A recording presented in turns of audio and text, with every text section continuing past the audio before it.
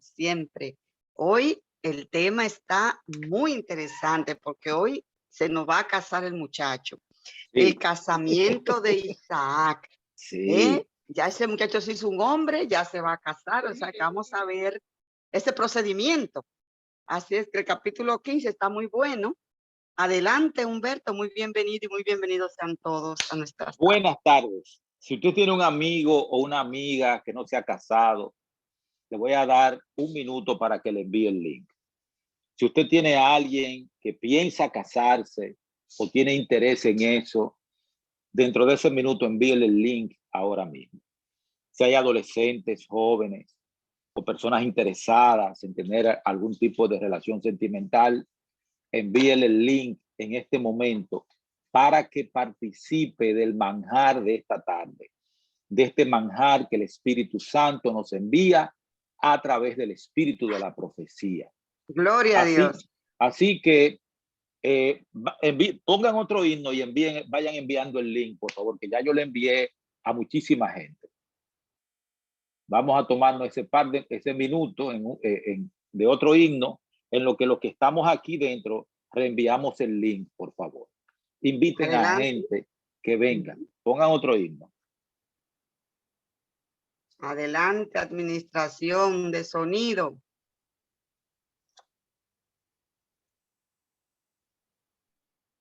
Se nos fue el administrador de sonido. Bien, entonces ya que no se va a poder, entonces vamos a orar para comenzar. Pero pueden ir enviando el link después de la oración. Dios Todopoderoso, muchas gracias por la bendición de recibir instrucciones tuyas tan precisas y detalladas para las vidas de cada uno de nosotros. No solamente para la vida presente, sino para la vida futura también, Señor. Gracias porque la experiencia de Isaac y de Rebeca nos es contada para que nosotros podamos saber que dependiendo de ti somos mejores.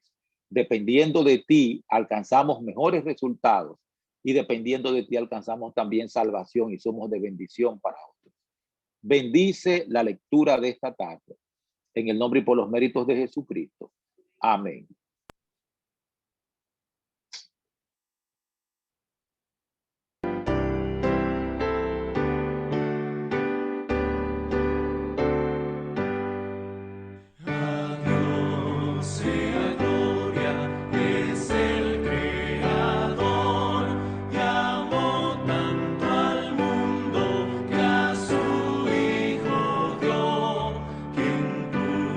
Su vida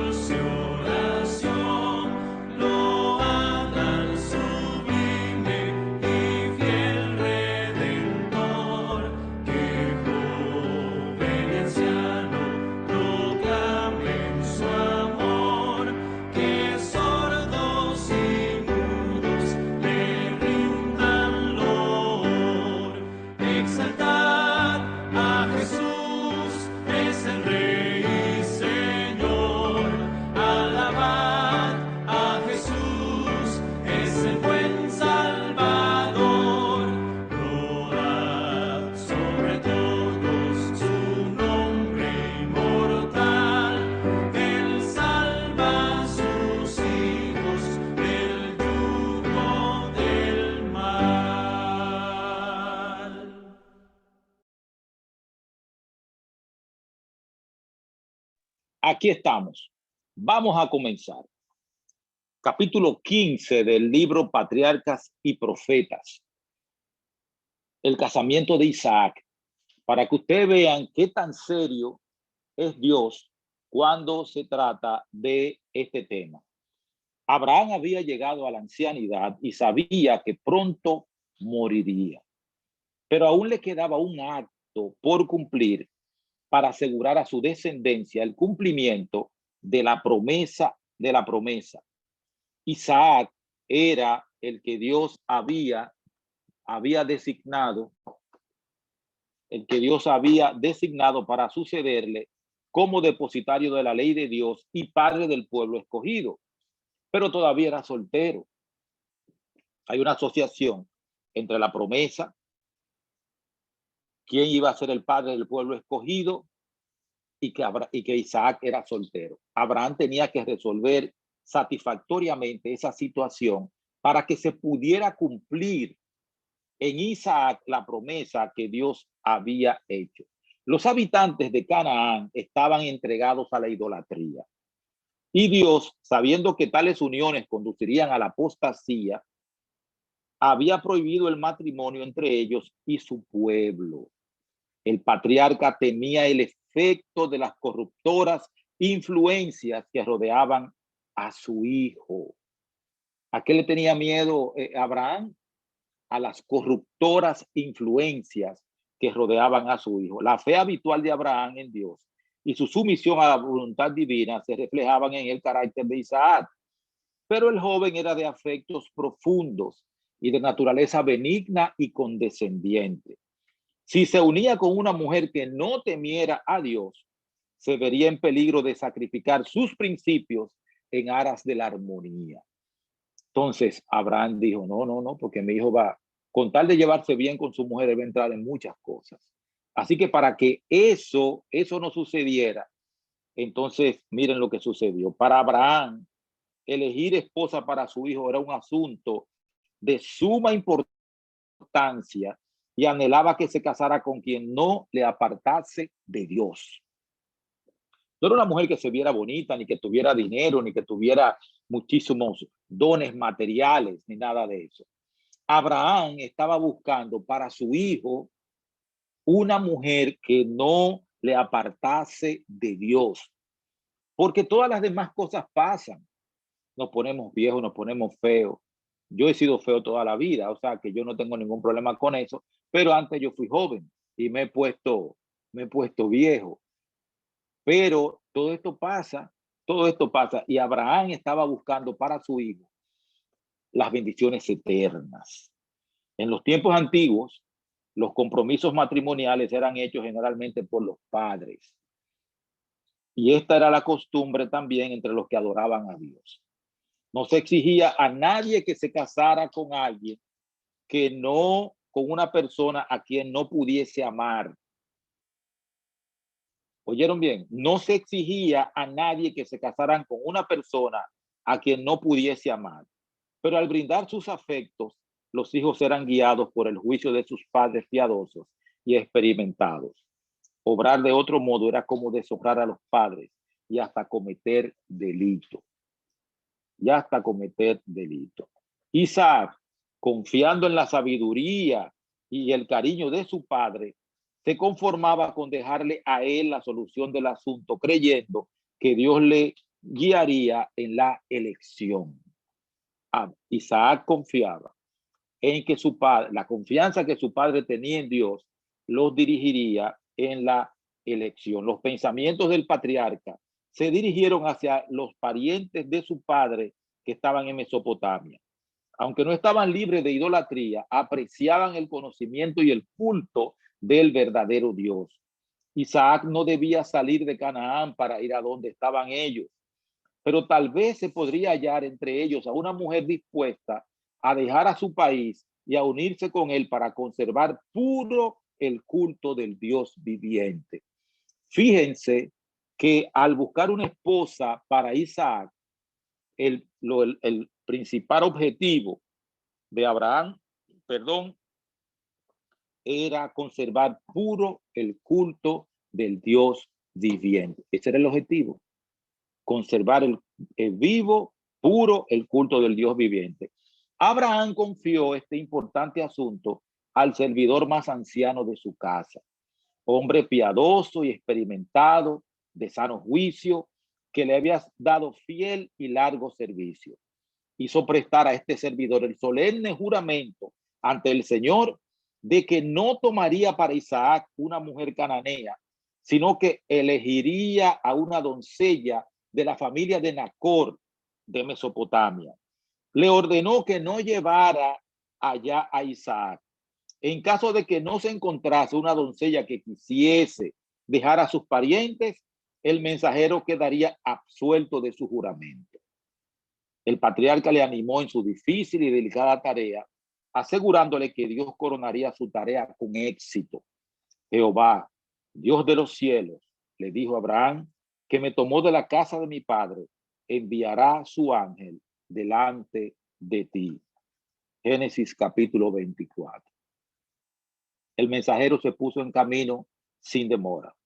Llevó consigo 10 camellos para su acompañamiento y para la comitiva de la novia que vendría con él.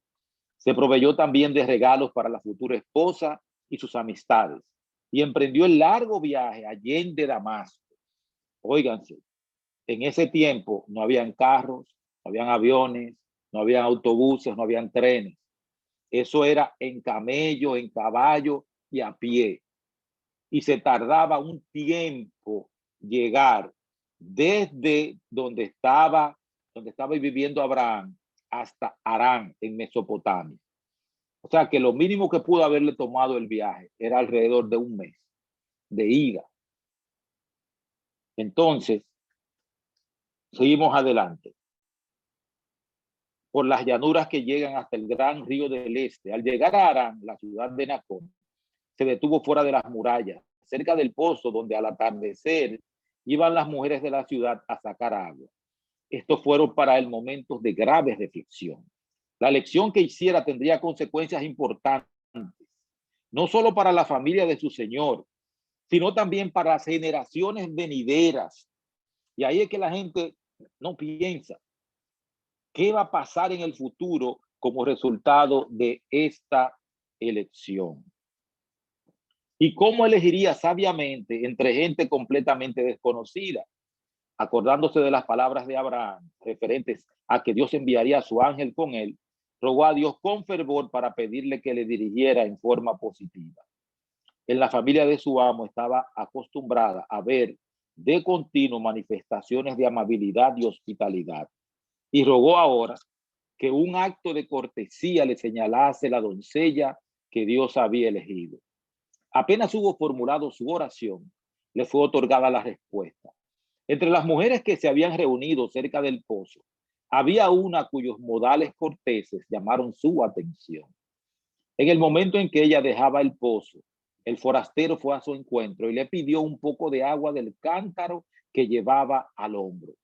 Le fue concedido amablemente lo que pedía y se le ofreció sacar agua también para los camellos, un servicio que hasta las hijas de los príncipes solían prestar para atender a los ganados de su padre. Esa era la señal deseada. La moza era de muy hermoso aspecto y su presta cortesía daba testimonio de que poseía un corazón bondadoso y una naturaleza activa y enérgica. Hasta aquí, la mano divina había estado con Eliezer. El siervo de Abraham se llamaba Eliezer. Después de retribuir la amabilidad de la joven, dándole ricos regalos, el forastero le preguntó por su parentela y al enterarse que era hija de Betuel, sobrino de Abraham, el hombre entonces se inclinó y adoró a Jehová. Eliezer había solicitado hospedaje en la casa del padre de la joven y al agradecerle había revelado su relación con Abraham. Al volver a su casa, la joven refirió lo que había sucedido y su hermano Labán se apresuró a buscar al forastero y a sus compañeros para que compartieran su hospitalidad. Eliezer no quiso tomar alimento antes de hablarles de su misión, de su oración junto al pozo y de todos los demás detalles. Luego dijo, ahora pues, si vosotros hacéis misericordia y verdad con mi Señor, declarádmelo. Y si no, declarádmelo y echaré a la diestra o a la siniestra. La contestación fue, de Jehová ha salido esto. No podemos hablarte malo ni bueno. He aquí Rebeca delante de ti, tómala y vete, y sea mujer del hijo de tu Señor, como lo ha dicho Jehová. ¿Por qué hicieron ellos esto? Porque vieron toda la cadena de milagros que habían sucedido para que Eliezer pudiera encontrar a Rebeca. Obteniendo el consentimiento de la familia, preguntaron a Rebeca misma si iría tan lejos de la casa de su padre para casarse con el hijo de Abraham. Después de lo que había sucedido, ella creyó que Dios la había elegido para que fuese la esposa de Isaac y dijo, sí, iré. El criado, previendo la alegría de su amo por el éxito de su misión, no pudo contener sus deseos de irse y a la mañana siguiente se pusieron en camino hacia su país. Abraham vivía en Beersheba, al sur de Palestina, e Isaac, después de apacentar el ganado en los campos vecinos, había vuelto a la tienda de su padre para esperar la llegada del mensajero de Harán, y había salido Isaac a orar al campo a la hora de la tarde, y alzando sus ojos miró, y aquí los camellos que venían. Rebeca también alzó sus ojos y vio a Isaac, y descendió del camello, porque había preguntado al criado, ¿quién es este varón que viene por el campo hacia nosotros? Y el siervo había respondido, este es mi señor. Ella entonces tomó el velo, cubrióse. Entonces el criado contó a Isaac todo lo que había hecho, e introdújola Isaac a la tienda de su madre Sara, y tomó a Rebeca por mujer, y la amó, y consolóse Isaac después de la muerte de su madre. Una historia de amor, pero una historia de amor no con el amor que se tiene, que se usa ahora en la mayoría de los casos, sino una historia de amor, de un amor dirigido por Dios. Abraham había notado los resultados que desde los días de Caín hasta su propio tiempo dieran los casamientos entre los que temían a Dios y los que no le temían. Tenía ante los ojos las consecuencias de su propio matrimonio con Agar y las de los lazos matrimoniales de Ismael y de Lot. La falta de fe de Abraham y de Sara había dado lugar al nacimiento de Ismael, mezcla de la simiente justa con la impía. La influencia del padre sobre su hijo era contrarrestada por la de los idólatras parientes de su madre y por la unión de Ismael con mujeres paganas. Los celos de Agar y de las esposas que ella había elegido para Ismael rodeaban a su familia de una barrera que Abraham trató en vano de romper. Las anteriores enseñanzas de Abraham no habían quedado sin efecto sobre Ismael, pero la influencia de sus esposas determinó la introducción de la idolatría en su familia, separado de su padre, e irritado por las riñas y discordias de su familia, destituida del amor y del temor de Dios, Ismael fue incitado a escoger la vida de salvaje merodeo como jefe del desierto, y fue su mano contra todos y la mano de todos contra él. Génesis capítulo 16, versículo 12. En sus últimos días se arrepintió de sus malos caminos y volvió a Dios, al Dios de su padre, pero quedó el sello del carácter que había legado a su posteridad. La nación poderosa que descendió de él fue un pueblo turbulento y pagano que de continuo afligió a los descendientes de Isaac. Otro caso, la esposa de Lot era una mujer egoísta e irreligiosa que ejerció su influencia para separar a su marido de Abraham. Si no hubiera sido por ella, Lot no habría quedado en Sodoma, privado de los consejos del sabio y piadoso patriarca. La influencia de su esposa y las amistades que tuvo en esa ciudad impía le habrían inducido a apostatar de Dios, de no haber sido por la instrucción fiel que antes había recibido de Abraham. El casamiento de Lot y su decisión de residir en Sodoma iniciaron una serie de sucesos cargados de males para el mundo a través de muchas generaciones. Entonces ahora viene un texto que yo quiero que todos recuerden y se graben en su mente. Nadie que tema a Dios puede unirse sin peligro con alguien que no le teme. Andarán dos juntos si no estuvieran de concierto. Amós capítulo 3, versículo 3. La felicidad y la prosperidad del matrimonio dependen de la unidad que hay entre los esposos. Pero entre el creyente y el incrédulo hay una diferencia radical de gustos, inclinaciones y propósitos. Sirven a dos señores entre los cuales la concordia es imposible. Por puros y rectos que sean los principios de una persona, la influencia de un cónyuge incrédulo tenderá a apartarla de Dios. El que contrajo matrimonio antes de convertirse tiene después de su conversión mayor obligación de ser fiel a su cónyuge, por mucho que difieran en sus convicciones religiosas. Sin embargo, las exigencias del Señor deben estar por encima de toda relación terrenal, aunque como resultado vengan pruebas y persecuciones. Manifestada en un espíritu de amor y mansedumbre, esta fidelidad puede influir para ganar al cónyuge incrédulo, pero el matrimonio de cristianos con infieles está prohibido en la Sagrada Escritura. El mandamiento del Señor dice: no os juntéis en yugo con los infieles, 2 de Corintios, capítulo 6, versículo 14, y también en los versículos 17 y 18. Isaac fue sumamente honrado por Dios a ser hecho heredero de las promesas por las cuales sería bendecida la tierra. Sin embargo, a la edad de 40 años, se sometió al juicio de su padre cuando envió a un servidor experto y piadoso a buscarle esposa. Y el resultado de este casamiento que nos es presentado en las Escrituras es un tierno y hermoso cuadro de la felicidad doméstica. E introdujo a Isaac a la tienda de su madre Sara y tomó a Rebeca por mujer y amóla, y consolóse Isaac después de la muerte de su madre. ¿Qué contraste entre la conducta de Isaac y la de la juventud de nuestro tiempo, aún entre los que se dicen ser cristianos? Los jóvenes creen con demasiada frecuencia que la entrega de sus afectos es un asunto en el cual tienen que consultarse únicamente a sí mismos, un asunto en el cual no debe intervenir ni Dios ni los padres. Y aquí hago un alto para decir algo. Ciertamente que es tu vida y que eres tú quien tiene que darle cuenta a Dios. Eres tú quien te vas a parar delante de Dios en el juicio y tienes que darle cuenta a Dios. Por lo tanto, hay mucha gente que dice que las decisiones se toman de manera individual, pero nadie vive solo completamente. Por lo tanto, las consecuencias son colectivas. Yo he visto gente que se casa y dice: no, es mi vida, yo soy el que tengo que saber lo que voy a hacer, nadie puede meterse, o soy la que tiene que saber, y se mete en su lío por encima de la cabeza de todo el mundo.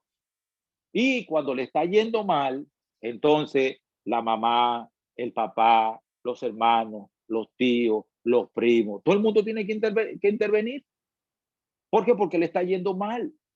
Todo el mundo sufre, inclusive hasta las dorcas tienen que intervenir muchas veces porque no tienen ni siquiera qué comer. El marido no le da ni siquiera qué comer, ni alimenta a sus hijos, ni cumple con su responsabilidad.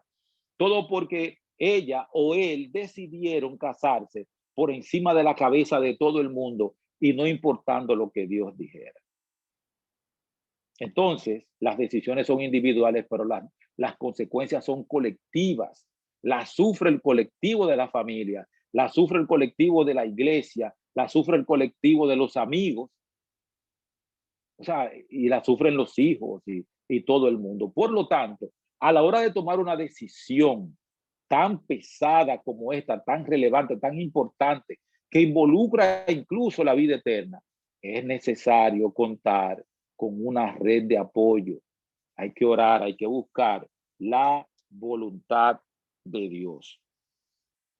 Mucho antes de llegar a la edad madura, se creen competentes para hacer su propia elección sin la ayuda de sus padres. Suelen bastarles unos años de matrimonio para convencerlos de su error, pero muchas veces es demasiado tarde para evitar las consecuencias perniciosas. La falta de sabiduría y dominio propio que los indujo a hacer una elección apresurada agrava el mal hasta que el matrimonio llega a ser un amargo yugo. Así han arruinado mucho su felicidad en esta vida y su esperanza de una vida venidera. No solamente arriesgaron la felicidad en esta vida, sino que pusieron en riesgo la esperanza de la vida eterna. Si hay un asunto que debe ser considerado cuidadosamente y en el cual se debe buscar el consejo de personas experimentadas y de edad, es el matrimonio. Si alguna vez se necesita la Biblia como consejera, si alguna vez se debe buscar en oración la dirección divina, es antes de dar un paso que ha de vincular a dos personas para toda la vida. Nunca deben los padres perder de vista su propia responsabilidad acerca de la futura felicidad de sus hijos. El respeto de Isaac por el juicio de su padre era resultado de su educación, que le había enseñado a amar una vida de obediencia. Al mismo tiempo que Abraham exigía a sus hijos que respetasen la autoridad paterna, su vida diaria daba testimonio de que esta autoridad no era un dominio egoísta o arbitrario, sino que se basaba en el amor y procuraba su bienestar y dicha. Los padres y las madres deben considerar que les incumbe guiar el afecto de los jóvenes para que contraigan amistades con personas que sean compañías adecuadas. Deberían sentir que, mediante su enseñanza y por su ejemplo, con la ayuda de la divina gracia, deben formar el carácter de sus hijos desde la más tierna infancia, de tal manera que sean puros y nobles y se sientan atraídos por lo bueno y verdadero. Los que se asemejan se atraen mutuamente y los que son semejantes se aprecian. Plantad el amor a la verdad, a la pureza y a la bondad temprano en las almas, y la juventud buscará la compañía de los que poseen estas características. Procuren los padres manifestar en su propio carácter y en su vida doméstica el amor y la benevolencia del Padre Celestial. Llenen el hogar de alegría. Para vuestros hijos esto valdrá más que tierras y dinero. Cultívese en sus corazones el amor al hogar, para que puedan mirar hacia atrás, hacia el hogar de su niñez, y ver en él un lugar de paz y felicidad superado solo por el cielo. Los miembros de una familia no tienen todos idéntico carácter y habrá muchas ocasiones para ejercitar la paciencia e indulgencia, pero por el amor y el dominio propio, todos pueden vincularse en la más estrecha comunión. Y ahora el último párrafo para que los que creen que el amor es como aparece en las novelas y en la película romántica de ahora. Este párrafo nos dice lo que es el verdadero amor. El amor verdadero es un principio santo y elevado, por completo diferente en su carácter del amor despertado por el impulso que muere de repente cuando es severamente probado. Mediante la fidelidad al deber en la casa paterna, los jóvenes deben prepararse para formar su propio hogar. Practiquen allí la abnegación propia, la amabilidad, la cortesía y la compasión del cristianismo. El amor se conservará vivo en el corazón y los que salgan de tal hogar para ponerse al frente de su propia familia sabrán aumentar la felicidad de la persona a quien hayan escogido por compañero o compañera de su vida. Entonces, el matrimonio, en vez de ser el fin del amor, será su verdadero principio. Muchas gracias.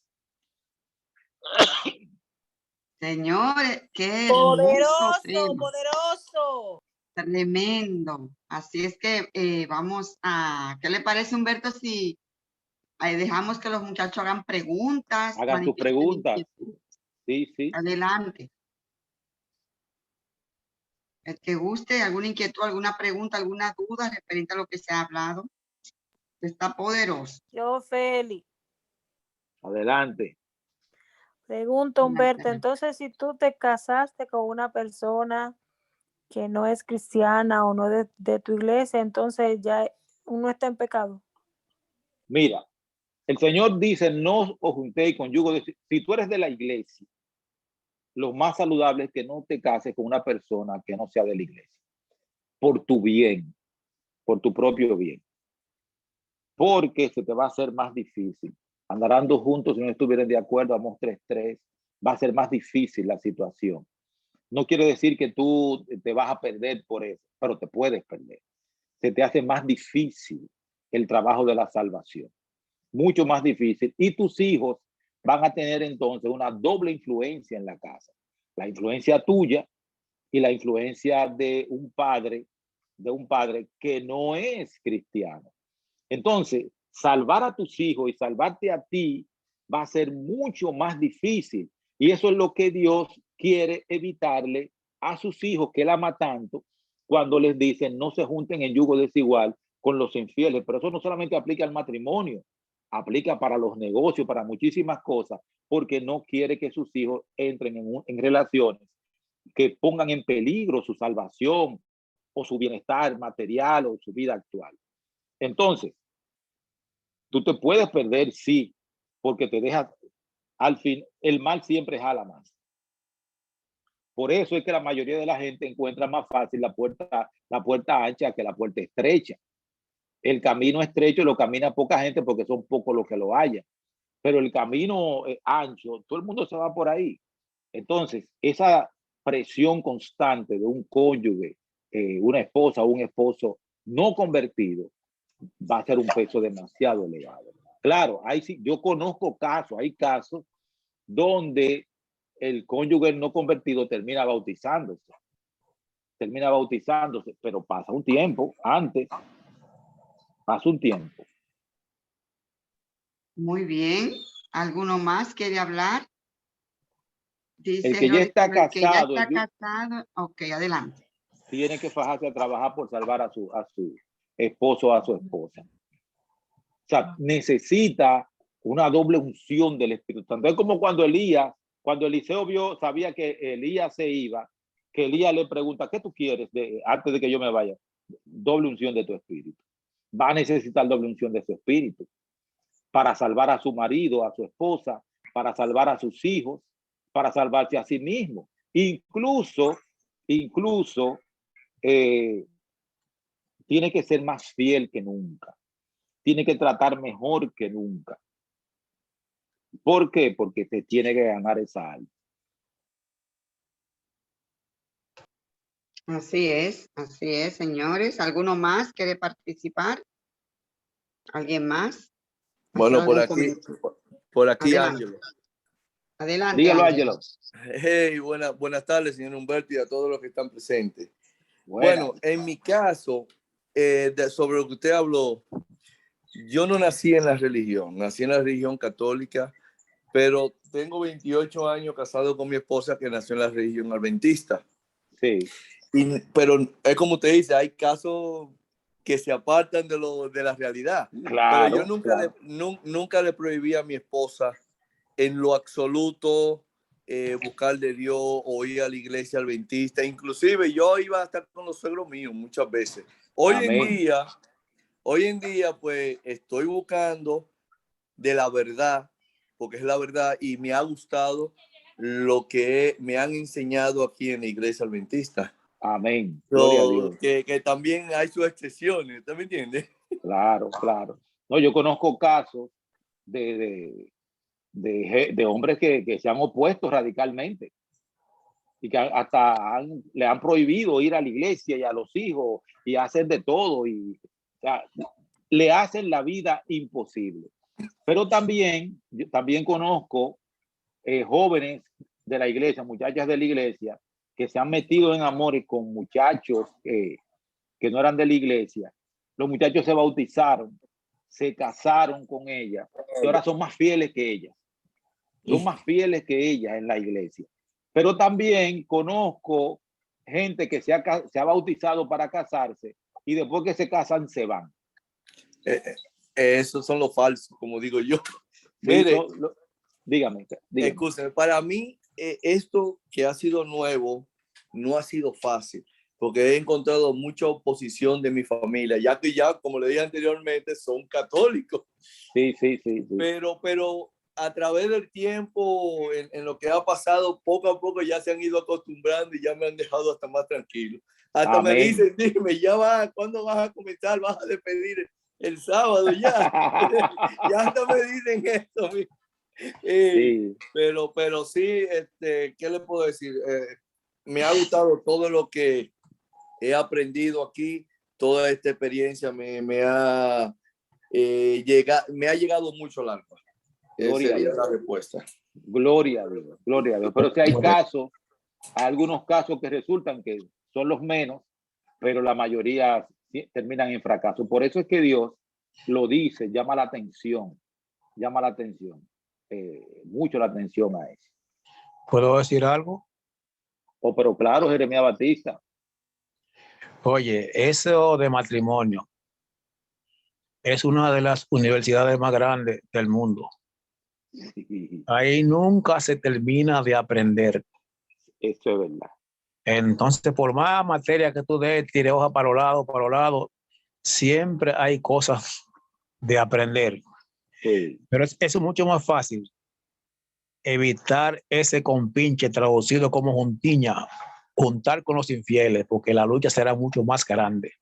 Sí, más difícil. Hay algunos que se visten de la mejor ovejita y conquistan a la mejor hermanita o al mejor hermanito, y después que ya tienen todo su atavío puesto, como dice el refrán, borran huella, ¿cómo es? Borran huella, sacan pie, borran huella. Sacan pie, borran huella. Borran huella. Entonces, hay que escuchar a los mayores, porque los mayores tenemos unos cuantos años de experiencia y por lo que hemos visto y oído y leído, aconsejamos, mira, esto no funciona por tal y tal razón. Sí. Voy a poner un ejemplo sin decir nombre, Okay. porque los nombres traen conflictos. Ajá. Y los conflictos rompen lo que se llama la ruta de la felicidad. Sí. Por ejemplo, va un tipo a una casa por primera vez. Los padres ya por experiencia tienen asimilación de las cosas y no son psicólogos. Ajá. El tipo llega por primera vez, llega mal presentado, ya va mal. Sí. No lo mandan a sentarse y se sienta.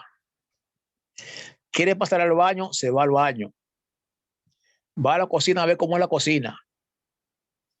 Abre su nevera y va al patio. No lo, a todas esas cosas él no ha pedido permiso. Ya usted debe entender que el tipo tiene mala costumbre. O si se la dieron, no la asimiló. Ese es el primer punto. Entonces, las investigaciones en los entornos del individuo también hay que caer de repente. Por ejemplo, ¿te gusta Mariquita? Un ejemplo. Entonces, un día de repente tú vas y preguntas por ahí cerca, ¿sabe dónde ella vive? ¿Dónde que vive Mariquita? Ah, ella vive allí. ¿Quién es usted? No, que ella es amigo mío, amiga mía. Ah, pero me simpatiza. ¿Qué usted cree? A un vecino. Sí. Dice, bueno, yo a usted no lo conozco, pero sigue investigando porque las informaciones de ella no son muy buenas. Ya usted se da cuenta, con un vecino que diga algo la opinión, ya hay problemas, sigue investigando. Sí. Hasta que usted se dé cuenta en el entorno de la iglesia ahora, ¿qué hace o qué no hace? Por ejemplo, a la caoba fue una muchacha, ella era de la caoba, y me gustó, me dijo, me gusta tal, me gusta fulano. Digo, ajá, ¿qué tú crees de ese pastor? Era un pastor y era soltero. Digo yo, bueno, yo lo conozco como pastor, pero no sé si él está en ti. Pero ¿qué pasa? Él coincidencialmente me pregunta por ella también. Digo, ajá, están casi cuadrados ya. Y le digo yo a él, pues mira, hay que investigar más de cerca, ¿verdad? Entonces me llama él un día y me dice, mire, yo duro hablando con ella hasta las 11 de la noche. Digo, ajá, me parece que está bien. Digo, pues sigue investigando. Un día hay una sociedad de jóvenes, la muchacha llega tarde y coincidencialmente él va para la parte de atrás de la iglesia a ver cómo van las cosas. Y salió la muchacha con un pique de ahí y rabiando, y se encuentra con él frente a frente. Y me mira y me dice, ¿qué pasó ahí? Digo, no, yo no sé. Hizo un pique tan grande la muchacha que el tipo ahí se encantó. Me dice, ya no me diga más nada, ya yo vi todo. Es decir, que los comportamientos solo, acompañados, tienen una buena muestra de decir si califica o no califica. Y Sí. él se casó con otra. Me dijo, no califica, ya no me diga más nada, ya yo vi todo ya. Es decir, que hay que investigar. Además que me gusta ópticamente como Sansón. Sí. Ese agradó a mis ojos. No, Sí. no. Hay que buscar los interiores. Exacto. Cómo trata a sus familiares, ella o él, y dependiendo cómo sea así, va a funcionar. Pero ¿qué pasa? Si trata mal a sus familiares y a ti que llega este ayer, ¿qué tú esperas? Nada Que te va a bueno. tratar mal a ti también. Te va a tratar mal también. Abul. Amén. Gracias. Muy bien, te va a tratar mal también a ti. Pues claro que sí. Pero claro. Adelante, Dulce. Sí, tenemos a Samuelito también. Samuel, adelante. Adelante, Samuel. Samuel, ¿estás ¿Aló? por ahí? Sí, Sí, buena. adelante. Buenas, Samuel Rincón. Un placer Gracias, saludarte. Amén, Bien, igual. bien. Que quería decirle a Ángelo que se decida por el Señor. Yo conozco un caso, que fue el caso de mi familia. Mi mamá y mi papá no eran cristianos, pero mi mamá después conoció del Evangelio. Sí. Y mi mamá todo ese tiempo duró predicándole a mi papá porque ella conocía del Evangelio y él nunca aceptó. Se murió mi mamá y como a los 3 meses se bautizó mi papá. Que no sé, que no espere Ángelo, ¿verdad? Que no pase nada para entonces decidirse. En el cielo van a haber sorpresas, esa va a ser una de ellas. Sí, tú verás la sorpresa cuando lo vea ya. Amén. ¿Alguno más? Ya yo estoy decidido hace rato. Avíseme, Ángelo, avíseme para yo ir al bautismo. Amén, amén. Dios mediante lo permita, así va a ser. Usted me avisa que yo voy. Gloria a Dios. ¿Alguno más quiere participar? ¿Alguno más? Humberto, en el pasaporte a mano que vive en New York. Yo voy, yo tengo mi visa todavía, gloria a Dios. Lo que sucede es lo siguiente, Humberto, es que yo tampoco estaba en la iglesia. Sí.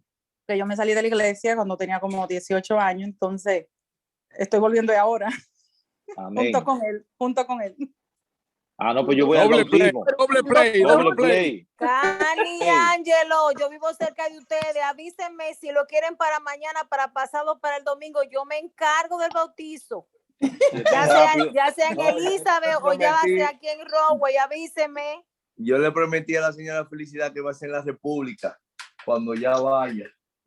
Yo compro mi palabra. Amén, amén. Bautícense por allá, no dejen eso para después. Bautícense por allá. Y así yo encuentro una manera de salir de aquí un día. Una excusa. ¿Alguno más quiere participar? Porque Quiero si no, hacer yo tengo que decir algunas cosas. Adelante, Rodi. un pequeño comentario. Sí, a mí me sorprendió bastante cuando Eliezer habló con Dios. Le dijo, Dios, mira, yo tengo aquí esta responsabilidad que me mandó el patriarca, entonces yo necesito que tú me des una prueba de que esta es la persona. Y él le pidió a Dios esa señal. Y cuando llegó con la joven, exacto, cuando llegó con la joven, ella le ofreció lo mismo que él había pedido. O sea, lo servicial que fue ella, que hoy en día no se ve, ¿eh? Hoy en día no se ve. Hoy las muchachas no quieren aportar, no quieren ayudar y todo es 50-50, 50-50. O sea, no quieren caminar una milla extra. Quieren conseguir un hombre bueno, pero no están dispuestas a sacrificar absolutamente nada. Hacer una mujer buena. Exacto, virtuosa. Ellas no quieren divertirse, disfrutar la vida, pero no quieren aportar absolutamente nada. Y también me sorprendió bastante en esa historia, que cada vez que la leo siempre llego a lo mismo, de cómo el mismo Isaac también aceptó lo que su papá les recomendó, porque él entendía que eso era bueno y venía de Dios. O sea, esas dos partes me encantan en esa historia. Lo que pasa es que estamos viviendo en una sociedad que no mira hacia Dios y que la relación con los padres no es tan sólida como era antes. Es buena, hay muchos padres e hijos que se llevan muy bien. De hecho, hay hijos e hijas que cuando hablan con sus padres y le preguntan, mira, estoy enamorado, estoy enamorada de fulana o de fulano, y el padre le dice, no, ese muchacho no es bueno, por esto y por esto, los muchachos rompen y lo dejan ahí.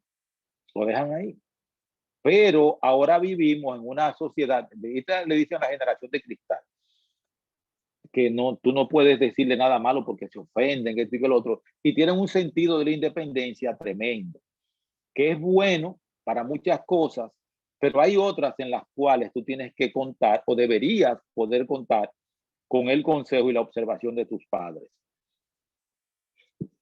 Isaac obedecía a su padre, aprendió a obedecer a Abraham. Lo obedeció de tal manera que cuando la prueba grande de la fe de Abraham se hizo, Isaac no se opuso. Isaac estuvo dispuesto incluso a entregar su vida obedeciendo a Dios y a su padre. Pero el Señor lo sacó de ahí porque nunca ha sido el objetivo de Dios que la gente se muera, sino que la gente viva y que viva para siempre. Entonces, en esta sociedad, como dije ahorita, todo el mundo se cree en libertad de tomar sus propias decisiones. Y cada quien debería ser capaz de tomar sus propias decisiones.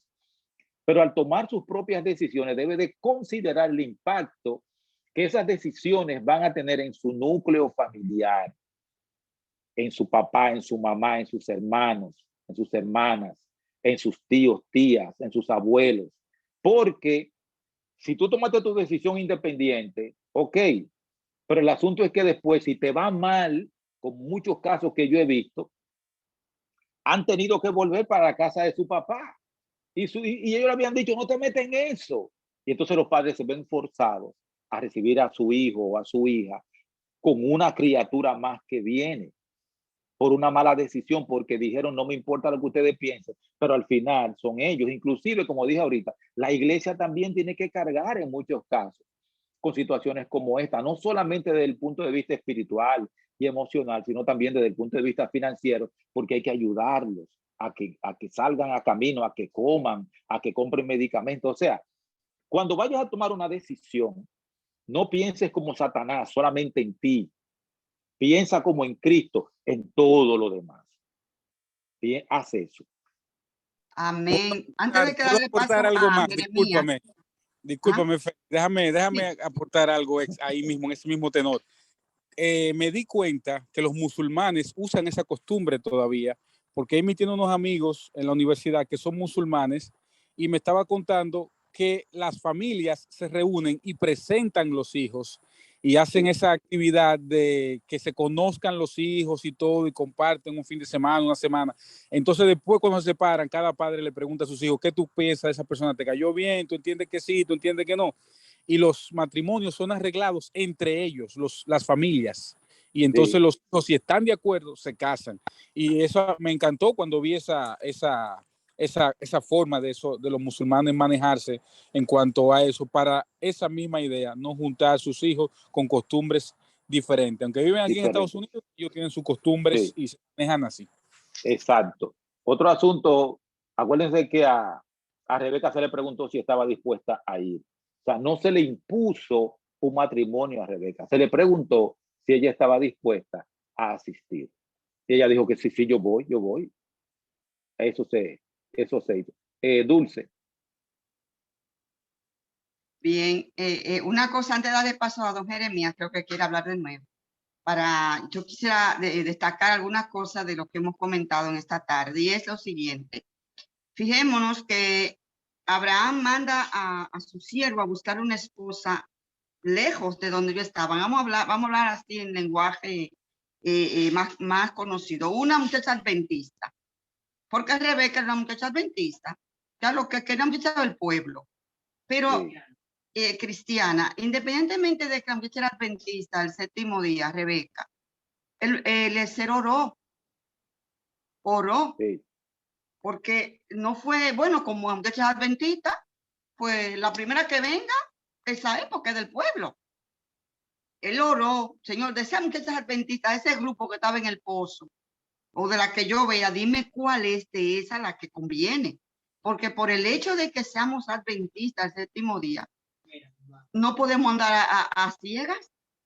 Señores, hay que orar. Que fue la clave del éxito de encontrar a esa muchacha buena. Sí. La oración. Para elegir a esa muchacha adventista del séptimo día o a ese joven adventista hay que orar, hay que doblar rodillas. Sí. Porque no todo el que me dice Señor, Señor, entra al reino de los cielos. No. Y de verdad, y el único que conoce el interior, esa parte interna nuestra, es Jesucristo. Entonces creo que hay que orar antes de. La oración es la clave del éxito en todo. Y pienso que para las personas que están buscando, gente de la iglesia, gente de nuestra, del pueblo, pues doble rodilla, porque el que no está en el pueblo no se moleste en orar. No se moleste, porque el Señor ha dicho, no juntéis en yugo desigual. Con los infieles. ¿Okay? Sí. Exacto. Entonces no hay que orar por eso. ¿Ok? Bien. Bien, ¿alguien más para ir ya cerrando? ¿Alguno más? Bueno, yo creo que... Adelante. Yo, Dinora. Adelante, Dinora. Yo me casé con un hombre que no era de la iglesia. Sí. Y me fue súper mal. Pero mal. Porque yo sé que la Biblia dice que del yugo desigual de siempre, yo no sé, pero yo me casé porque ese niño me gustaba muchísimo. Me casé con él y verdad que me fue malísimo. Es yo me arrepentí mucho, le pedía perdón a Dios, pero es verdad que no se puede hacer la voluntad del diablo, sino la voluntad de Dios. El Señor dijo que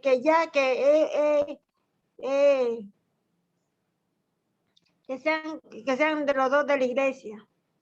Es más saludable. Exactamente, sí, así es mejor, sí.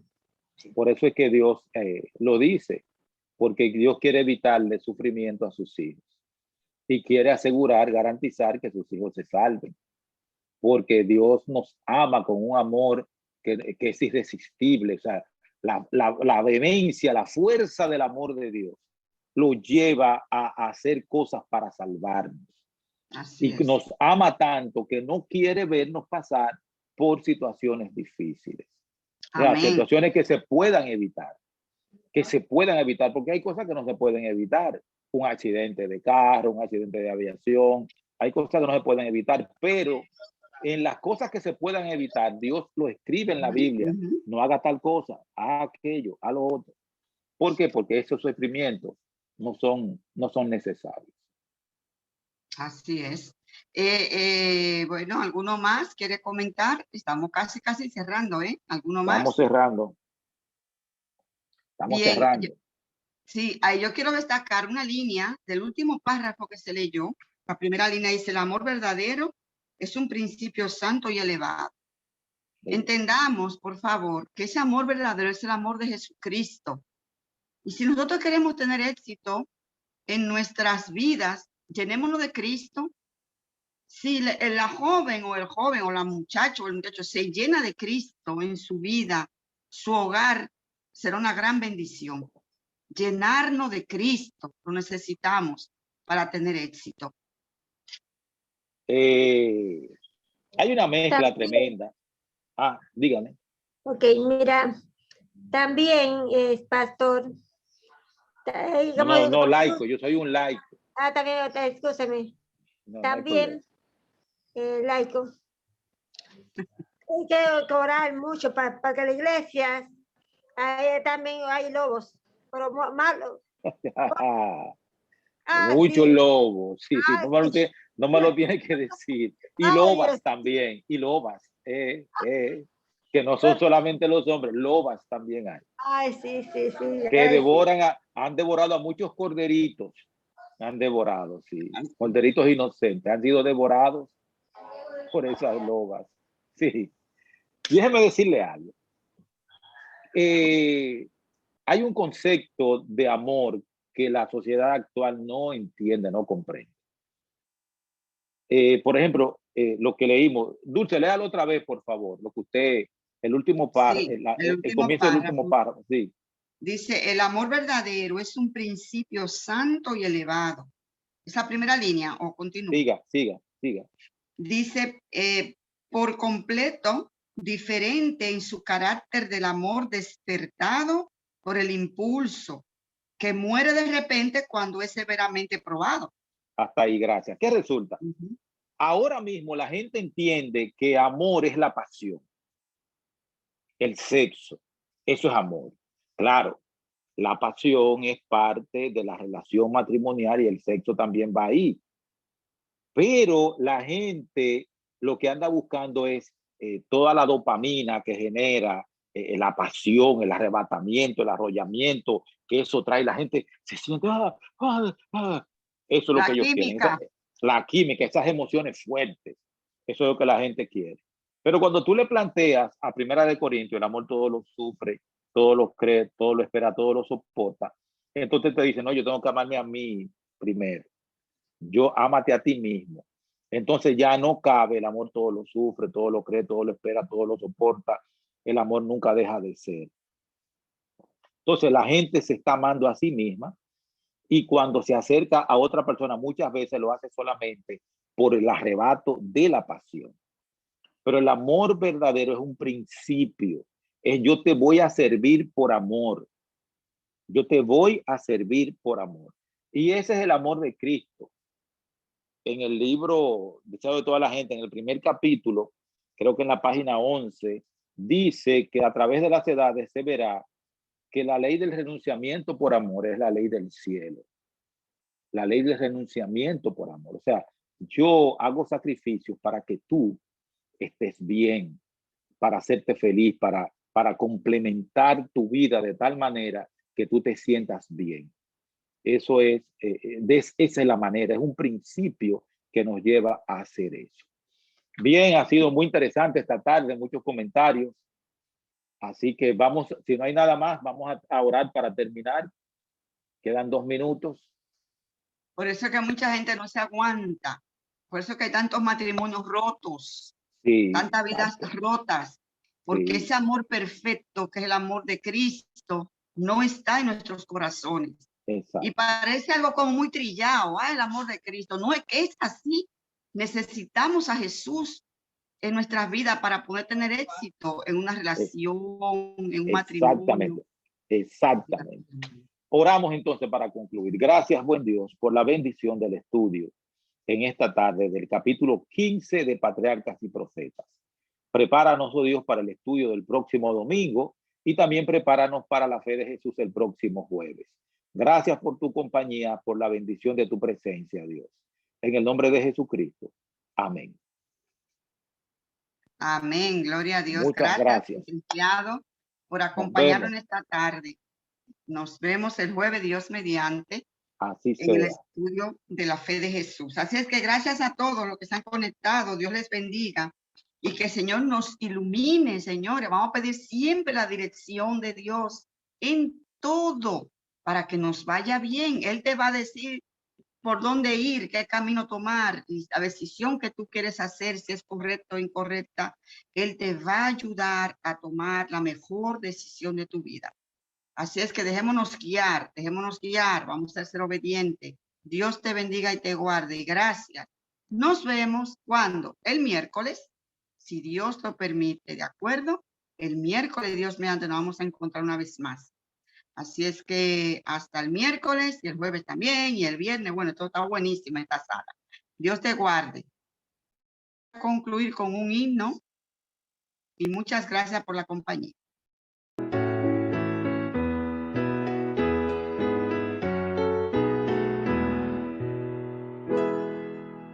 En Cristo hallo amigo y amante Salvador.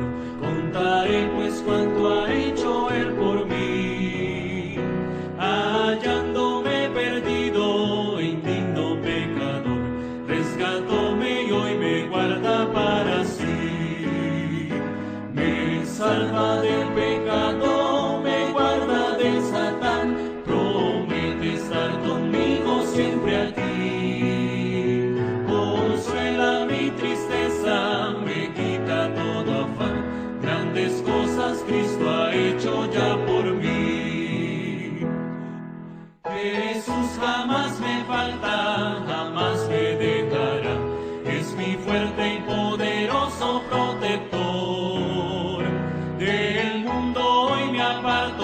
de toda